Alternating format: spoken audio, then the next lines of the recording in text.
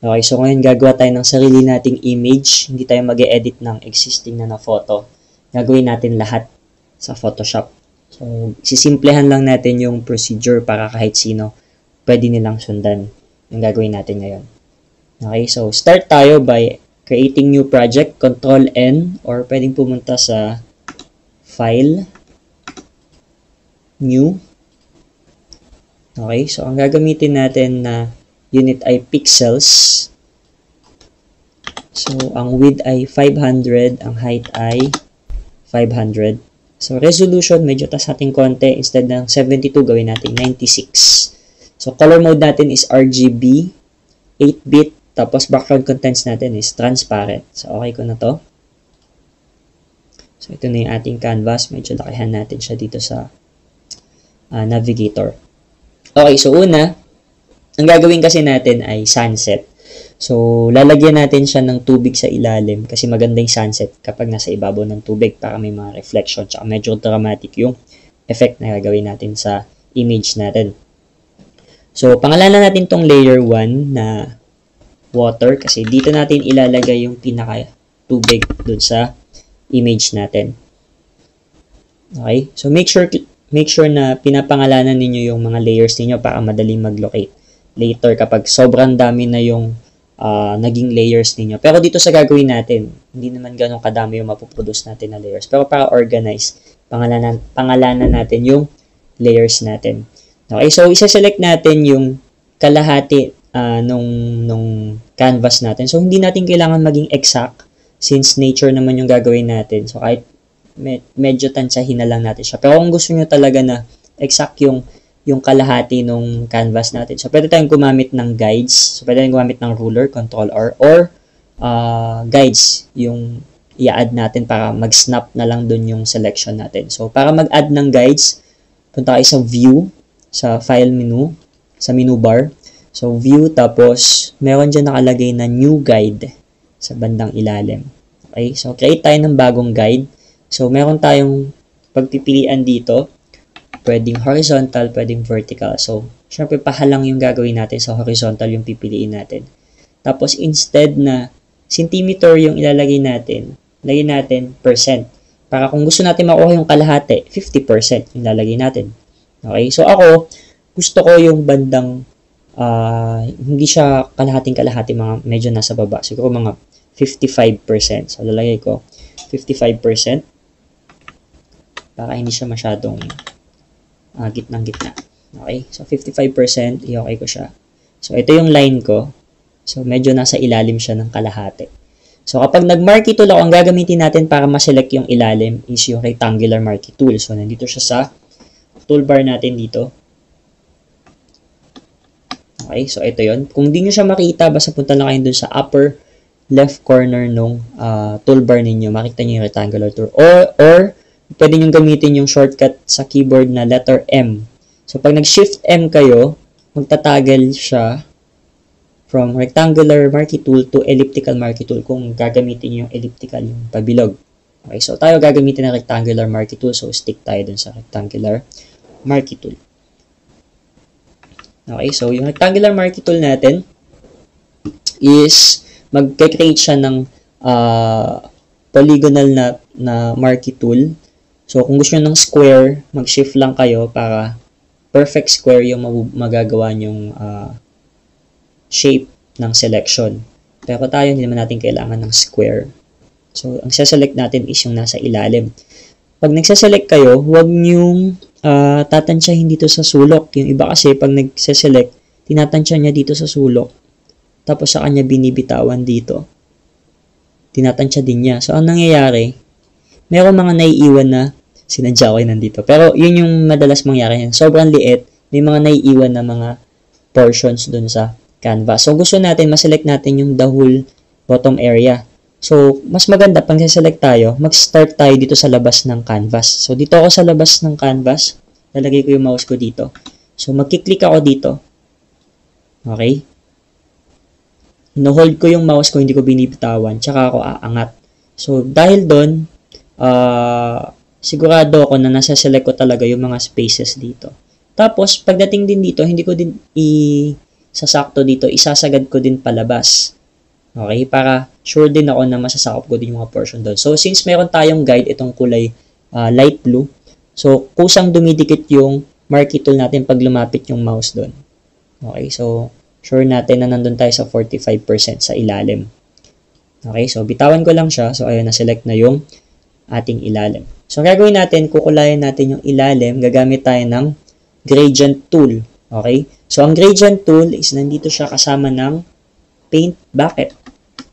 Okay? So, kung mag-start tayo sa pinakataas, andito yung ating move tool, yung magic wand, yung dropper, brush tool, history brush tool, at saka yung ating bucket tool. Okay? Sa loob ng bucket tool, andyan yung gradient tool. So, ang shortcut nila sa keyboard ay letter G. Pag nag-shift G ka, magtatagal siya from gradient tool to paint bucket tool. So, ang gagamitin natin ay gradient tool. Ang paint bucket tool ginagamit para mag-fill in ng areas with single color. So, kung meron tayong mga boundaries, hindi madadama yung ibang mga boundaries. So, contagious siya kung ano lang yung close area na sinelect natin, yun yung malalagyan. So, parang literally nagbubuhos ka ng pintura sa isang area. Siyempre, pag nagbuhos ka sa sahig, ang mabubuhusan lang yung, kuwari may bakod, yun lang nasa loob ng bakod, yung nasa labas hindi. So, yun yung paint bucket tool. Same with gradient. Sa gradient tool naman, ganun din kung may boundary kayo ng yung mag-gradient. Pero siya, nagkikreate siya ng blending ng two colors or ng maraming kulay. Okay? So, gradient ang pipiliin natin.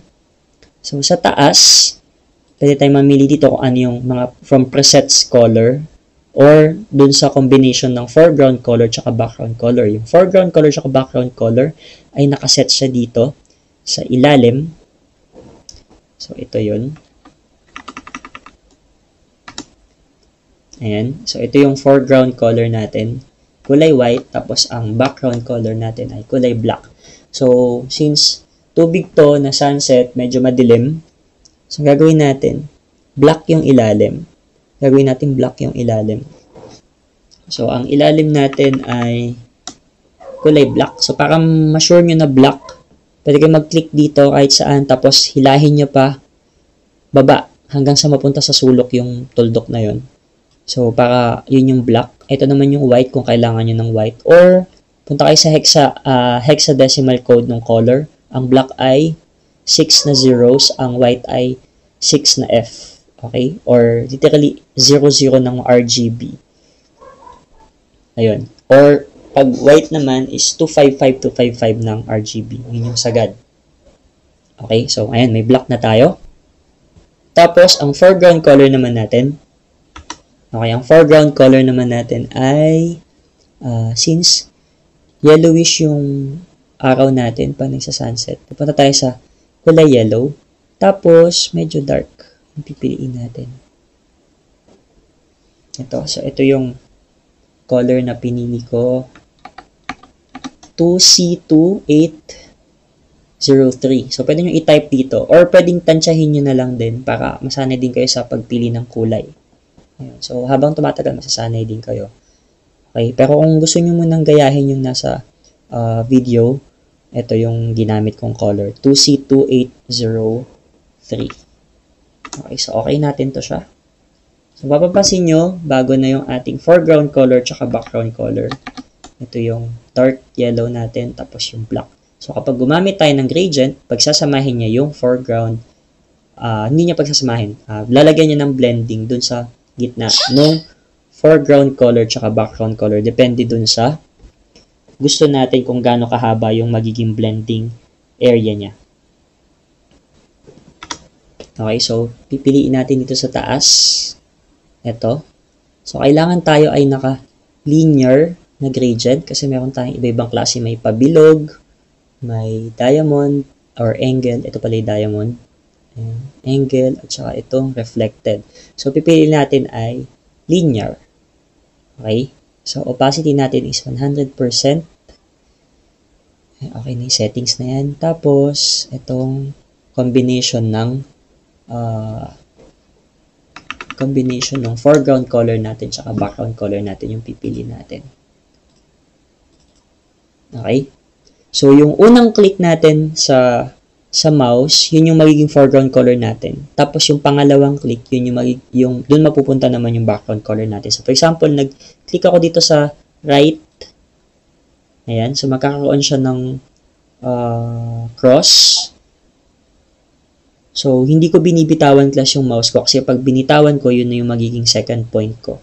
So for example, dito ako nagbumitaw ng mouse. Dito mapupunta yung block ko. So, tapos yung line na nakikita nyo, kung gaano kahaba yan, dun niya pagbi-blend din yung dalawang kulay. So, pag binitawan ko siya, nakita nyo, andito yung dark yellow, tapos andito yung black, tapos dito sila nag-blend.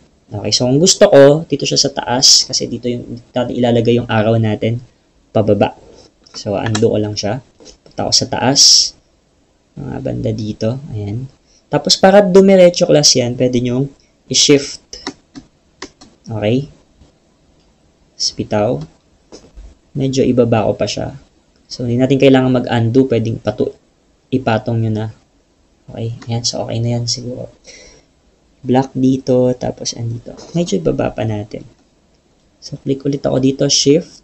Tapos, baba natin dito yung black. Ayan. So, okay na yan. So, meron na tayong water. I-lock muna natin yung water natin na layer para hindi natin siya magalaw. So, ngayon naman, yung nasa taas naman yung gagawin natin.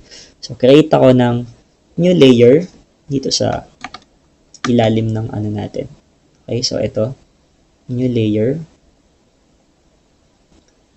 So, meron na tayong bagong layer sa taas. Papangalanan natin tong sky. Okay? Ayan. So, aalisin na natin tong selection para yung sky natin magpuno natin yung buong area. So, ito yung ating layer. Pupunuin natin yung buong area na to ng sky natin. Okay, so alisin natin yung selection tool. D for deselect. Control D dog. Okay. So, gagamit ulit ako ng gradient tool, pero babaguhin na natin yung kulay.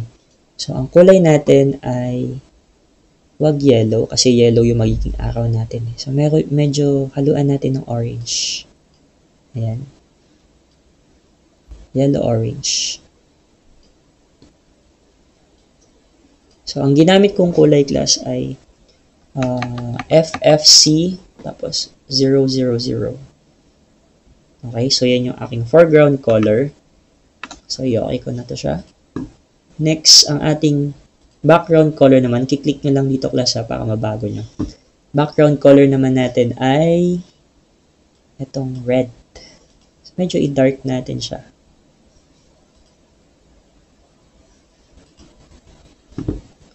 Okay, so ang pinili ko naman ay AF0606 para dun sa aking background color. Okay. So, gawin na natin. Gradient tool. Kiklik ako dito para dito mapunta yung aking yellow-orange. Ayan. Tapos dito ako bibitaw sa may taas. So, mag-shift ako para diretso siya ulit. Tapos, bitaw ako dito para dun mapunta yung red. Okay. So, ayun siya. So, para takpan ng tubig yung ating sky dito sa layer natin, kailangan ilagay natin sa ilalim yung sky, sa ibabaw yung water. Kasi kung sino yung nasa ibabaw, siya yung nasa harap ng canvas natin. At kung sino yung nasa ilalim, siya yung nasa likod ng canvas natin. So, para maglipat, kiklik and drag lang natin siya. Click, drag nyo papunta sa ilalim. Ayan, so makikita nyo, natakpan na ni water si sky. Okay, so alisin ko na tong guide natin. So, letter V, victory, shortcut key ng mouse, ay ng move tool dito sa ating toolbar. So, punta ko na siya sa taas para mawala na yung ating view. Okay, so ito na yung canvas natin. So, lalagyan na natin siya ng araw, lalagyan natin siya ng sky, tapos lalagyan natin siya ng bundok at saka yung reflection. So, ilock na muna natin yung sky. Unahin muna natin lagyan to ng bundok. Okay, so mag-new layer ako. Papangalanan ko siyang mountain. Or pwede ding land para mas mabilis. Okay, so ilalagay ko siya sa pinakaibabaw. So meron akong mountain, water, at saka sky. So para mabilis tayo makagawa ng mountain, so sabi nga natin, gusto natin gawin to na para sa lahat, yung kahit hindi marunong mag-drawing makagawa. So, para mas madali, isa-select natin yung taas.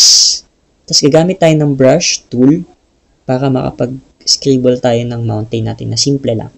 Ayan. So, para ma-select natin yung taas, pupunta tayo sa water. Since yung water layer natin is blanco lang yung taas, ayan, i-hide ko lang to.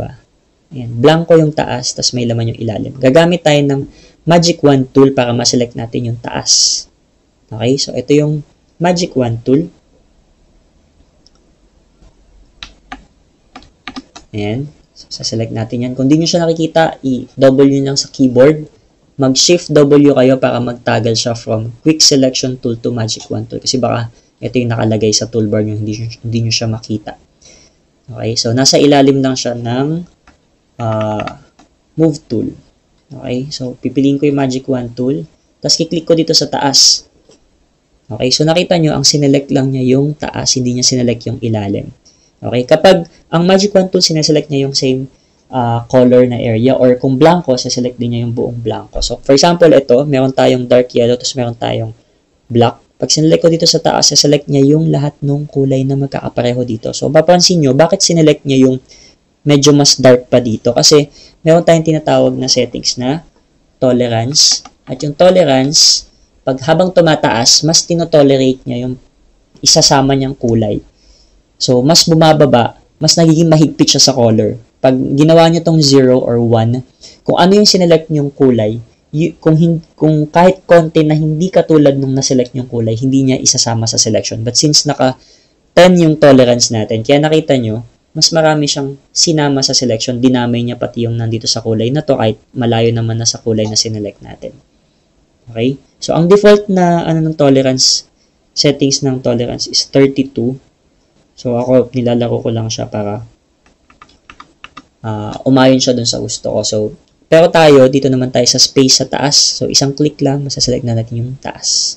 Okay, so pag naselect na natin yung taas, select naman na natin, balik tayo sa mountain na layer. Okay, huwag nyo kakalimutan na bago kayo mag-paint or mag-brush, iselect nyo dapat muna yung tamang layer kung saan kayo magdo-drawing or saan kayo gagawa.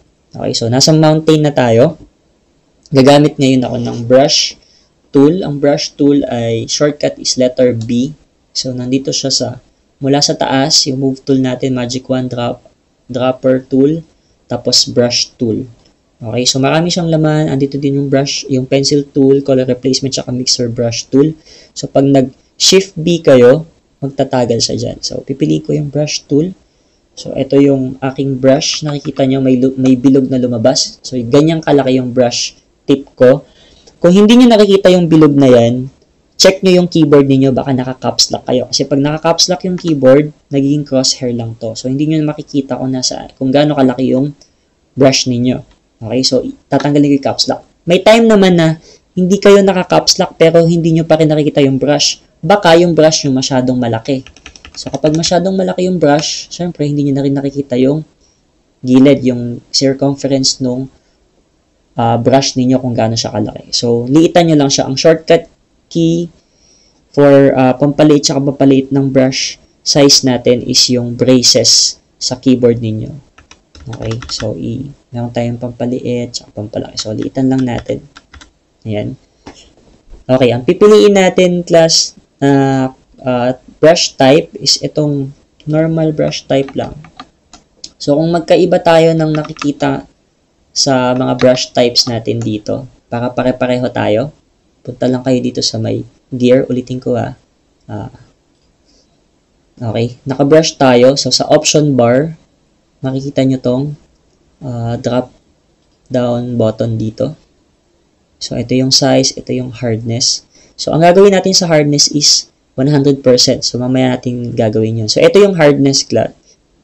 Pag 100% yung hardness, makikita nyo super pronounce yung edge. Kapag naman naka 0% yung hardness, yun yung lumalabo yung gilid. Ayun. So, depende sa kung ano yung gagawin natin. Kung ano yung gagamitin natin na hardness. So, para makita nyo, nagamit ako ng red na foreground color para kitang-kita. Tapos, ayan, naka 0 hardness. 0% hardness yung brush ko. So, pag binrush ko siya dito, nakita nyo, ayan, yung gilid niya soft. Nagfi-fade siya. Kapag naman ako ay naka 100%, pag nag-brush ako dito, ang mangyayari, magiging super pronounced yung edges niya. Magiging matalim. Kitang-kita nyo yung edge. Ayan. So, ito yung 100% hardness. Ito yung 0% hardness. Okay? Ayan. So, depende. So, tayo, ang gagawin natin is mountain. Ayaw naman natin maging multo yung bundok natin. So, ang gagamitin natin is 100% hardness. So, isiset ko na yung brush ko na 100% hardness. Ayan. And, balik nga pala tayo dun sa gear. So, kung para pare-pareho tayo na nakikita sa brush natin,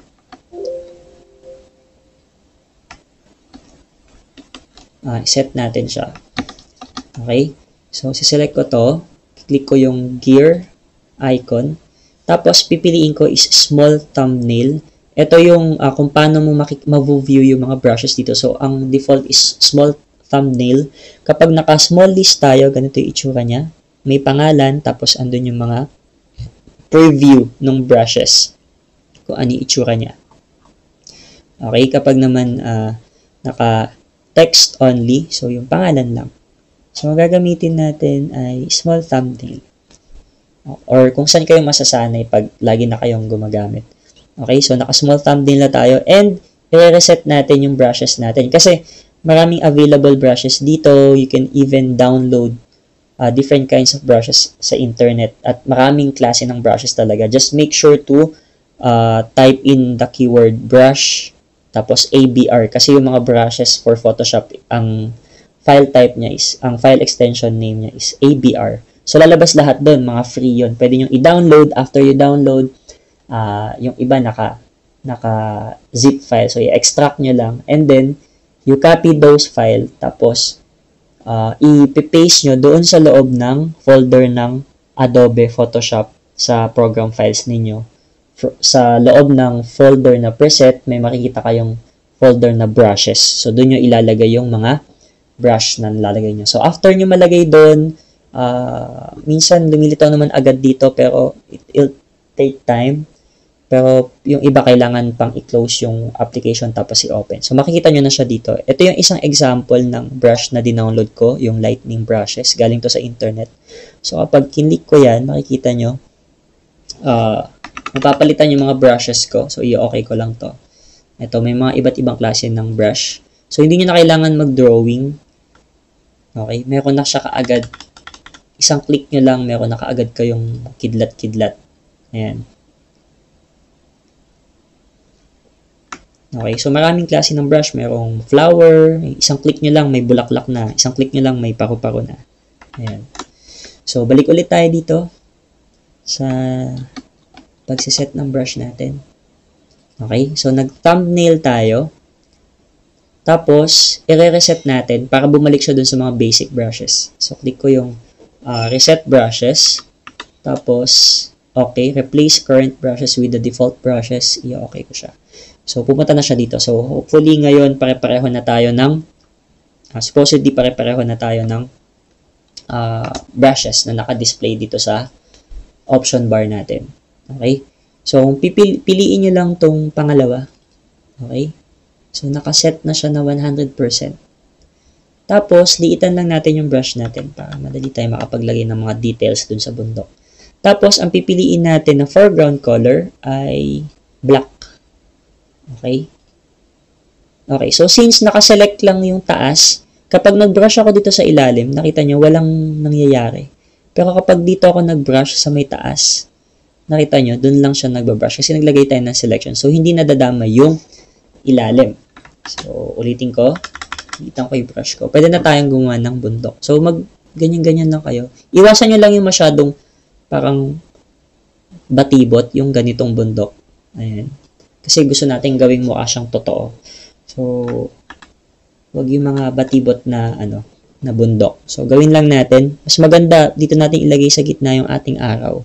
So, para mukhang may malapit tapos malayo, lalakihan natin yung part sa gilid. Yan. So, huwag kayo matakot maglampas. Yung iba kasi, pag sinasabi ko mag-brush ng bundok, ayaw nilang lumampas sa ilalim. Nagkaganyan lang sila. Ginaganyan nila. Okay.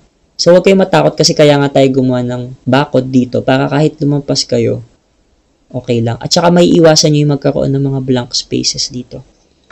Okay? So, lakihan nyo lang yung brush nyo. Ayan. Tapos, lalakihan natin dito sa part na to. Pababa. Dito din. Malaki. Tapos, papaliit. So, parang ito yung malapit na mga bundok. Tapos, papalayo. May mga bundok dyan. Okay? So, bahala kayo kung gusto nyo lagyan ng mga lighthouse. May mga torre dito. Ayan. Okay na siguro yung ganyan. Lagyan pa natin.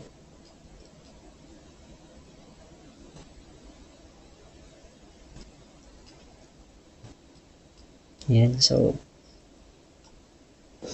ayan. Okay na yan. Mukha na siyang maganda.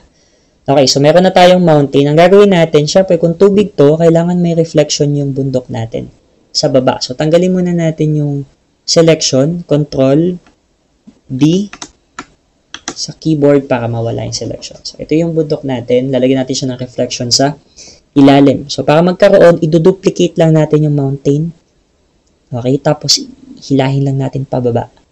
So, pwede nating i-right click to, tapos duplicate layer, or pwede nating i-click and drag papunta sa icon na create new layer. Okay, so para hindi kayo malito, right click ko na lang siya, duplicate layer. So, ang pangalan ay mountain copy. So, palitan na natin yung name since nandito naman na tayo. Gawin nating pangalan ay, ano ba magandang pangalan? Reflection, mountain ref na lang. Para siya yung reflection sa baba. Okay, so mountain ref, i-okay natin. So, ito na yung copy natin. May mountain ref tayo, tapos meron tayong mountain. So, i-lock natin yung mountain natin para hindi natin siya magalaw. Tapos, punta tayo sa mountain ref. Okay, so para maibaliktad natin yung mountain ref natin, gagamit tayo ng transform. So, Control T, transform, Control T sa keyboard. Okay, so lalabas tong pang-resize natin. So, siguro familiar na kayo dito kasi ginagamit halos madalas natin itong gamitin kahit sa ibang mga application. So, para bumaliktad siya, hihilahin lang natin itong nasa taas. Parang i-flip natin, hilahin natin pa ilalim. Okay? So, syempre, mas maganda kung mas mahaba yung reflection kaysa compare dun sa original na bundok kasi nasa tubig. So, medyo hahabaan natin. So, ganito lang kahaba yung totoo tapos yung reflection nasa ilalim. So, enter natin. Enter. So, ayun na, meron na tayong reflection. So, mas lalabuan lang natin yung mountain ref natin, kaya babaguhin natin yung opacity niya. So, dito yun binabago, yung opacity. So, select nyo yung layer, tapos opacity. So, tingnan natin kung gaano kababay opacity na maganda. So, ang pipiliin ko ay mga 38%. Ayan. So, ayun yung effect niya. So, kung ayaw nyo, kung medyo pangit pa siya, pwede pa nating bawasan. Ayan, mga 25%. Okay na siya. Okay, so meron na tayong reflection. Make sure na kapag nag-add kayo ng mga pahabol ninyo ng mga details dito, huwag nyo kakalimutan, baka hindi nyo malagyan sa ilalim. So, dapat mag-match yun, yung dalawa. So, ilabas na natin yung sky. Alis ko na yung sky. So, ayun na yung effect ng ating sunset. So, ilock na natin yung mountain ref. Kailangan naman natin gumawa ng araw. Okay, so bago ang lahat, kailangan natin mag-save kasi baka mawala yung gawa natin. May mangyaring sakuna. Mag-brown out or magka-error. So, save natin siya. Lagay lang muna natin na pangalan ay ito na lang tayo maglagay sa pictures. So, lagay natin sunset. Oops. Ayan. So, save PSD file. I-maximize yung compatibility. Tapos, okay. Okay. Ayan. So, gawa na tayo ng araw natin. So, new layer ulit. So, pangalanan natin tong sun. Ayan. Tapos, ilagay natin siya sa ibabaw ng sky. Ayan, para matakpan din siya ng water, matakpan siya ng mountain natin. So, yung sun natin, gagamit tayo ng brush tool pa rin. Okay, brush tool. Tapos, baguhin natin yung kulay. Gawin natin kulay yellow. Wait lang, kunin ko lang yun nandito. Tapos, iaangat ko lang siya konti. Okay na siguro yung gantong yellow. Medyo taas pa natin. So, ito yung dati. Okay na yan. Okay, so ang ginamit kong color ay FEFB00. Okay? Okay, so i-okay ko na siya. And, ang gagamitin kong hardness ay hindi 100% kasi pag 100%, ganyan yung itsura niya. Medyo lalabuan natin yung gilid. So, gagamitin kong hardness ay siguro mga 70%. So, try natin. Okay. Kung maganda. Okay. Okay na yung 100%. 70%. Okay. So, 70%. Tapos, medyo lalabuan ko yung opacity. Okay. Gawin kong mga 28%. Mga 47%. Yan. Para hindi agad malinaw yung lalagay natin na sun. So, tatapat ko na dito kung gaano ko gusto kalaki yung maging sun ko. Ayan. Although, kahit saan mo naman ilagay, pwede mo namang i-move later. Kasi, since nakahiwalay ng layer. Maganda sa Photoshop, meron siyang layer system wherein kailangan ihiwa-hiwalay mo yung mga object ninyo para madali siyang i-edit. Kasi, imagine kung yung sun ninyo is nakadikit na sa sky and nagkamali kayo, mahirap i-edit. Pero ngayon, since magkahiwalay sila, napakadali lang niyang ilipat kung saan nyo siya gustong ilipat. Okay? Ayan. So, balik ko lang siya sa dati. Brush ulit ako. Tapos, dito ko siya ilalagay. Sinitan natin. Ayan. So, click ako. Yan yung ating 70%. Lilitan ko yung brush ko. Click ulit ako. Lilitan ko yung brush ko. Click. So, hanggang sa luminaw siya ng luminaw. Oops. Nagkaroon ng ano doon? Line. Okay? Ayan. Tapos, gamit ako ng kulay white. Okay? Para mukha siyang nakakasilaw dito sa baba. Oops. Gagawin ko na yung hardness ko na liitan na natin yung hardness. Mga 0 na natin. 0% hardness. Tapos, ang ating opacity, babaan din natin mga 19% na opacity. Okay? So, since white to, medyo delikado siya. So, lagay tayo ng white. Okay, nagkiklik lang ako. Tapos, pababa. Okay, habang lumiliit, click ako ng click. So, mas nag-i-intensify yung kulay white kasi nagpapatong-patong yung bawat brush ko. So, medyo masyadong mataas. Ilalagay lang natin sa baba. Ayan. Tapos, maglalagay pa ako ng white.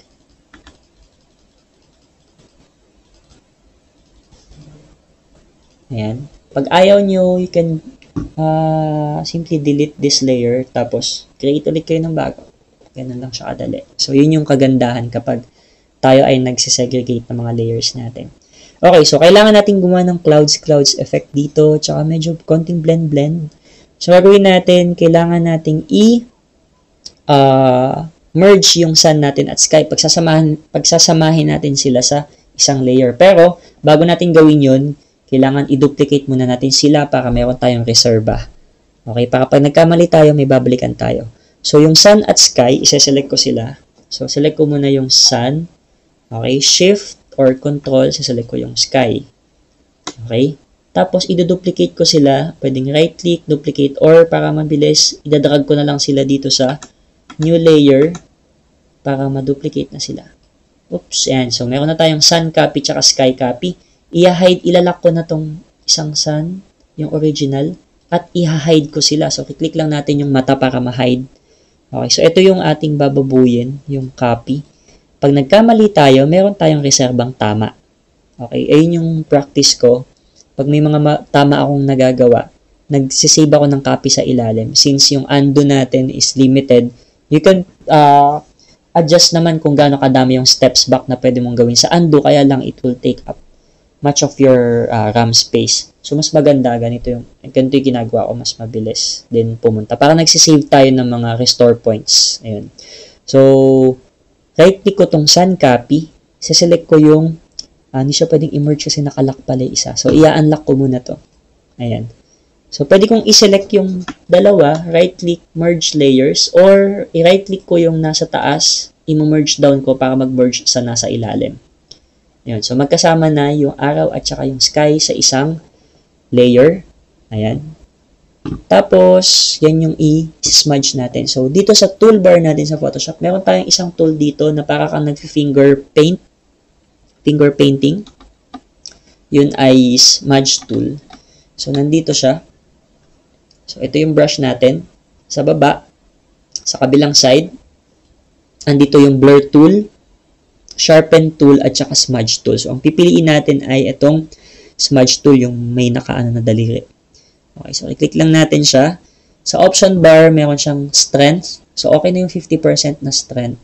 Pag 100% yan, pag minove nyo yung mouse nyo dito, sobrang dami na siyang agad na di-distort na colors. So, try natin. 100%.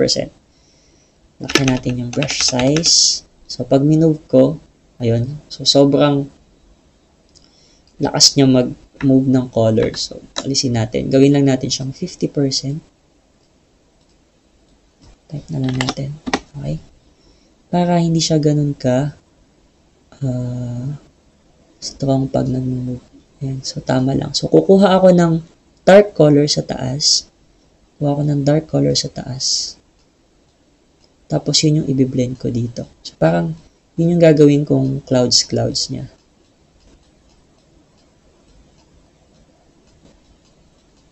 Okay? Baka maging ganito yung araw nyo, ha? Huwag nyo gaganituhin na yung parang batibot ulit. Ayan. Pero syempre, kung kailangan nyo gawin yun, depende sa pinagagawa sa inyo or sa gusto nyo i-achieve. Pwede din. Pero tayo, medyo gawin natin realistic yung atin. So, huhugot kayo ng color from dun sa dark, papunta dito sa mga iba nyong kulay na light. Tapos, saka nyo i-smudge ng pa-horizontal.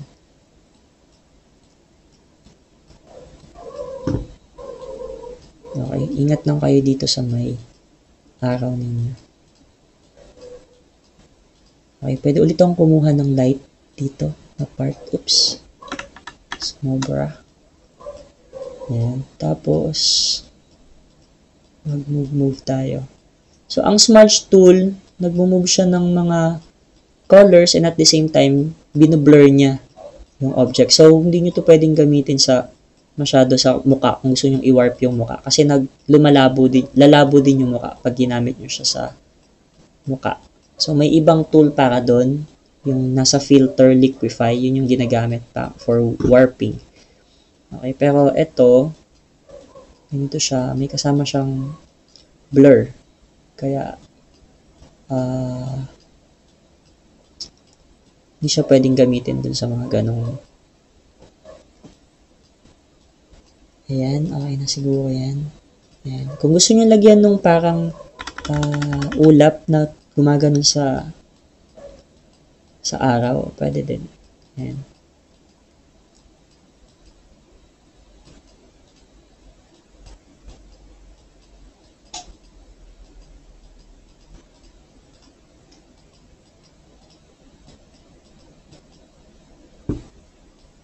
Ayan. Kung medyo matapang kayo at medyo may alam naman kayo sa pagdodrawing, pwede kayo maglagay ng mga lightings dito, tapos ismudge nyo ulit.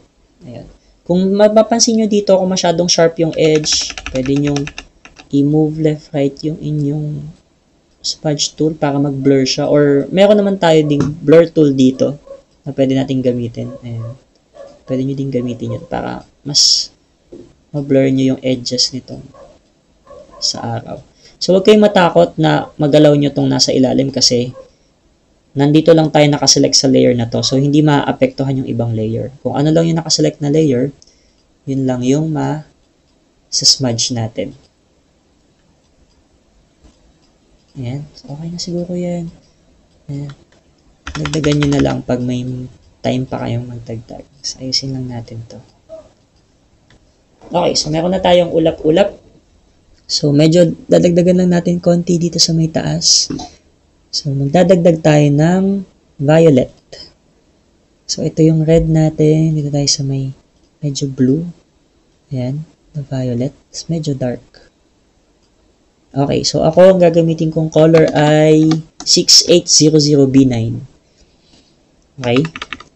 So, okay ko na siya. Gagamit ako ngayon ng brush, letter B sa keyboard. Okay? Tapos, gamit pa rin yung same settings na ginamit natin kanina, which is opacity. 19% opacity para hindi agad masyadong malinaw yung pag-brush natin. At ang hardness natin, kailangan ay 0. Okay? So, lalakhan ko yung brush ko. Liitan natin yung zoom. Make sure na pag nag-brush kayo, isasagad nyo sa taas. Okay? Huwag yung nakaganito lang kayo. Kasi kapag nag-brush kayo dito, ang mangyayari, hindi na dadama yung nasa taas. Okay? Okay. So, gawa ulit tayo ng restore point. Ika-copy ko ulit tong sky ko. Duplicate ko ulit siya. Ang shortcut is Ctrl-J. Kung isa lang naman yung gusto nyo mas mabilis pa ulit na duplicate, Ctrl-J.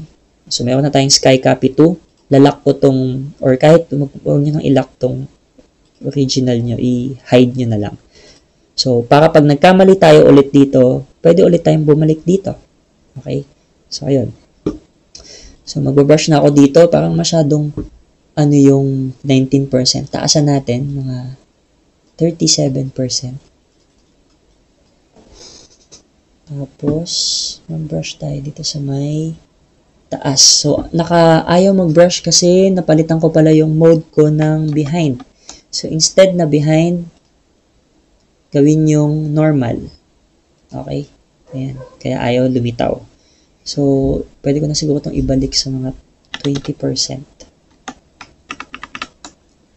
Ayan. So, try natin. So, ayun na siya.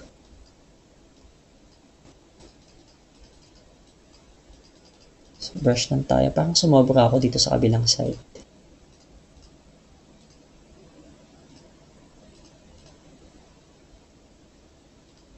Ayan. Tapos, next, gawin nating block. Pag nagkamali kayo, madali lang. Balik lang kayo dito. So, next block naman. So, since block siya, medyo matapang. Babaan pa natin yung opacity, mga 10%. Tapos, kulayan natin dito.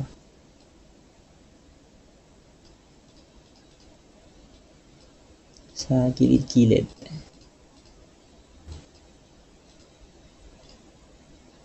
Kaya natin yung brush para mas madali.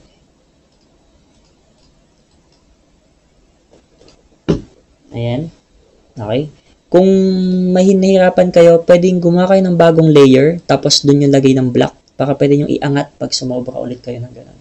Okay. Tapos pwede nyo ulit i-retouch ng smudge tool, para makahugot kayo ng mga ibang color para dun sa ulap-ulap nyo. Ayan. Pwede kayong humugot ulit tapos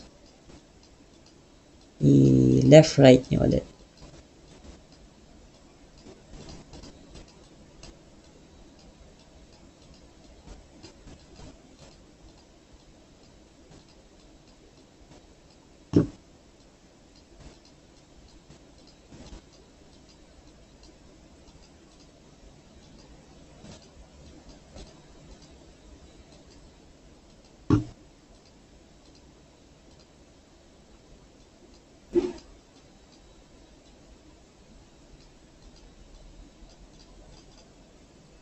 Ayan.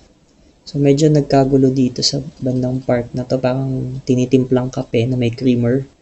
So, para mawala yun, blur lang natin siya. At talagyan ulit natin siya nung kulay black sa brush dito sa gilid. Ayan. Para medyo tumapang yung color doon. Ayan. So, okay na yan. So, meron na tayong sky. Okay na. Meron na tayong mountain. Kailangan lang natin ng reflection sa tubig. Kasi syempre liwanag to. Kailangan merong reflection dun sa ilalim natin. Okay, so wag natin kalimutan ulit. Mag-save tayo. Ctrl S. Ayan. So ilock na natin tong sky natin. Tanggalin natin yung baguhin natin yung pangalan. Ayan.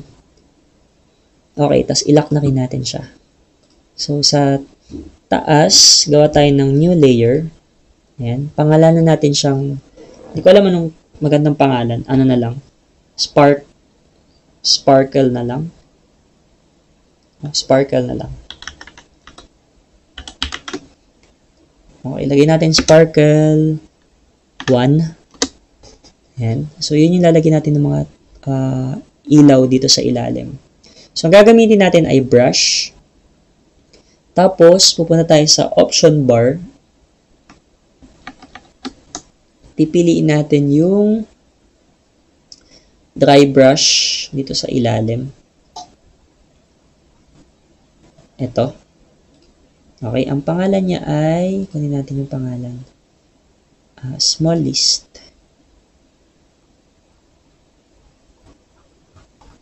Okay, siya si dry brush tip light flow.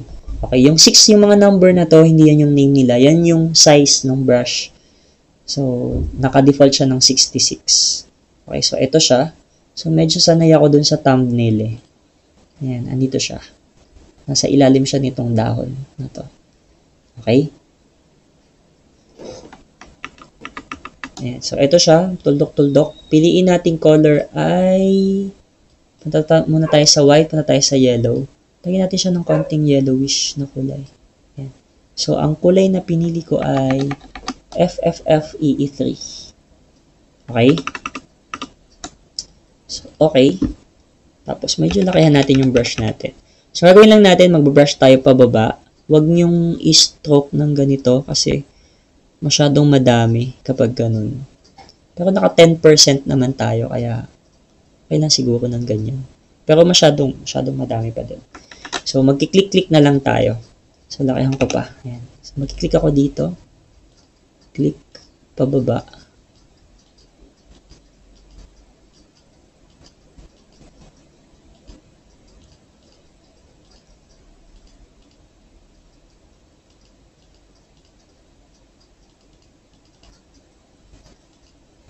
Ayan.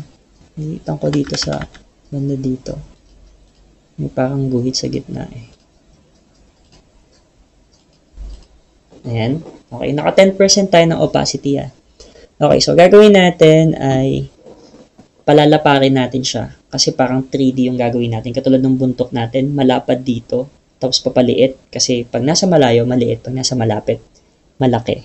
So, i-control T natin to, transform. Control T. Okay, so lalabas ulit to.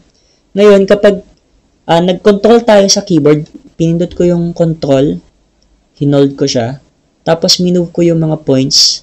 Ang mangyayari, yung point lang na yun yung gagalaw. Okay, yun yung control. Kapag naman shift, ang hinold ko, magiging proportional yung paglaki niya. Okay? So, kapag hinila ko to class, papunta siya sa right, di ba? Pero pag nag-alt ako sa keyboard, across yung paglaki niya, madadamay pati yung kabila. Mag-fix siya dun sa gitna, sa anchor point natin. So, pag pinagsama ko lahat, nag-control ako, nag-shift ako, tag-alt, kinlik ko to, magiging para siyang trapezoid.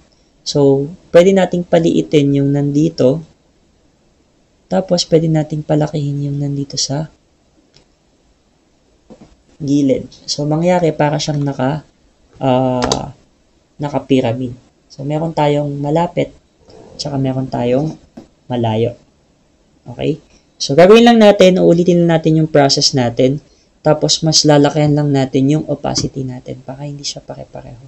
So, after ng 10%, lakihan ko na lang to, 100% ko siya, para dito na lang ako maglalaro sa opacity ng layer.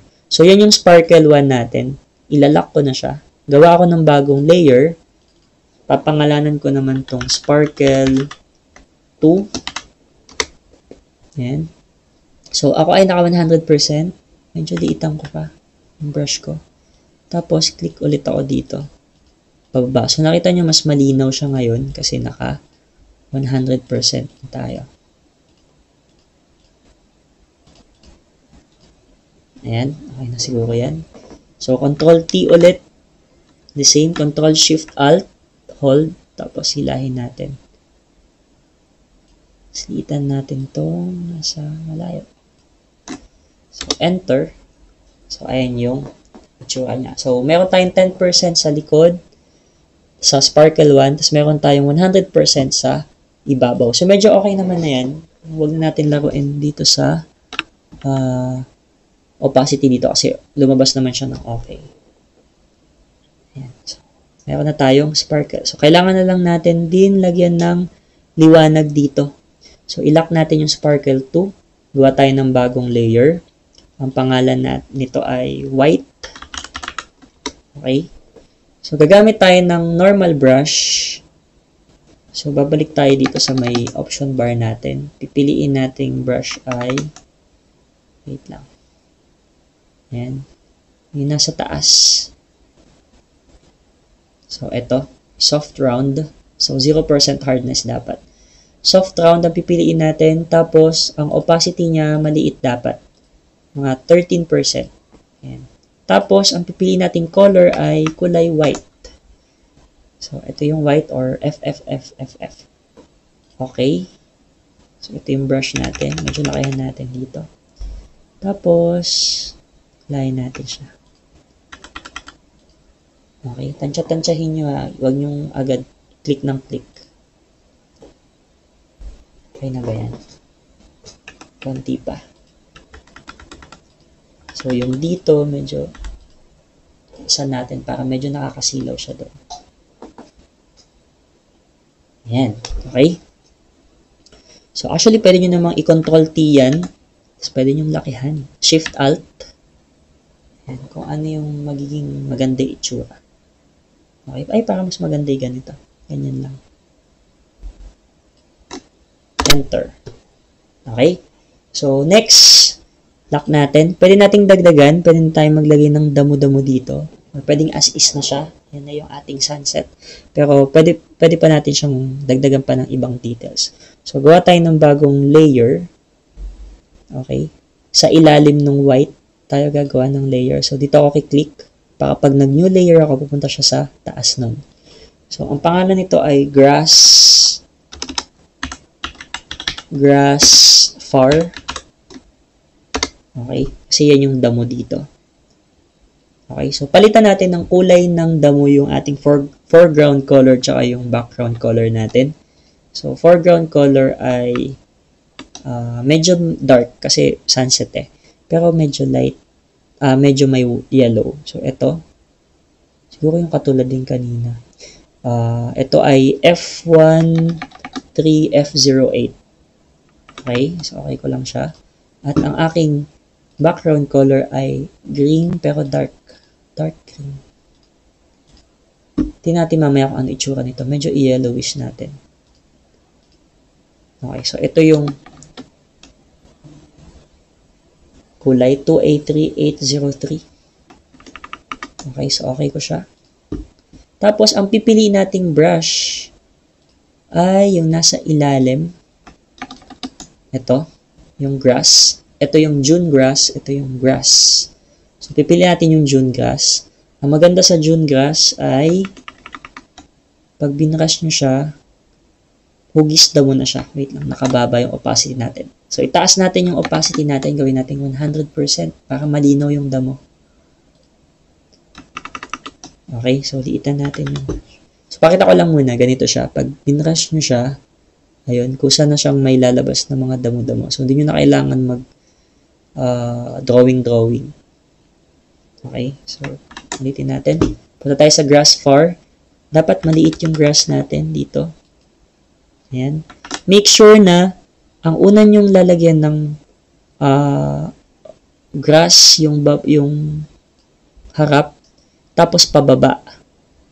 Okay, wag yung nasa baba kayo, tapos aangat na naman ulit kayo sa taas. Kasi ang mangyayari pag ganun, nakita nyo, kitang-kita yung, ayun, yung mga dulo ng damo, parang lumulutang, parang may nagbunot tapos hindi winalis, iniwan lang doon. So, kailangan takpan mo yung dulo ng damo ng una nyong nilagay ng mga pangalawang damong ilalagay ninyo. Okay? So, nakahiwalay naman tayo, so madali lang yan pag nagkamali kayo. So, mag-brush lang tayo dito. Yan.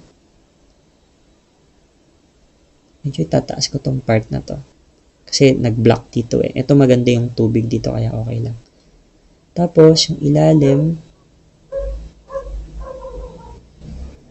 Okay, natakpan ko na ba lahat ng mga dulo?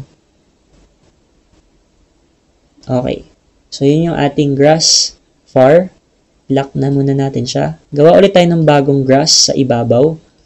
Ang pangalan naman nito ay grass mid.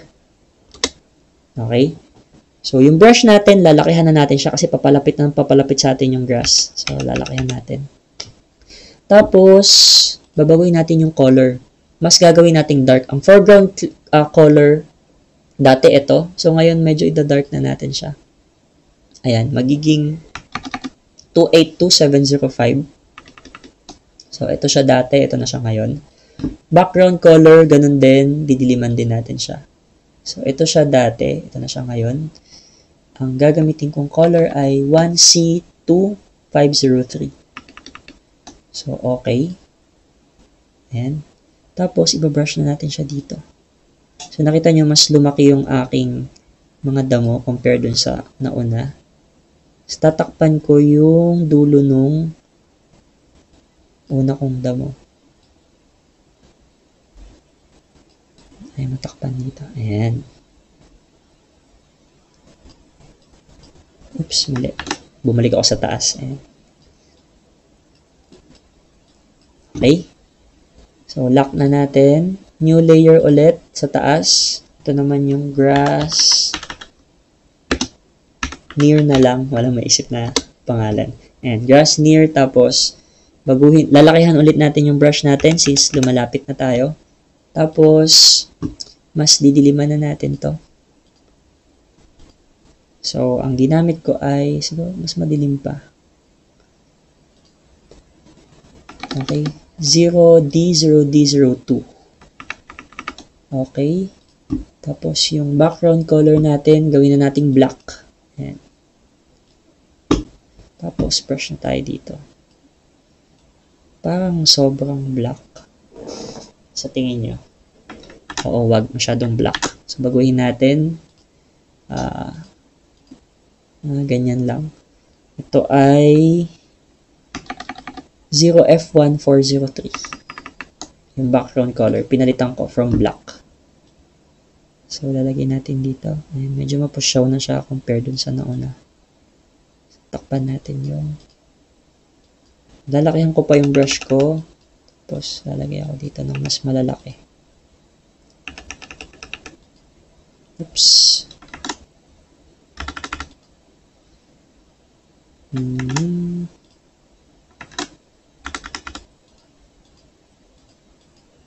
Nag-aando lang ako pag nagkakamali ako.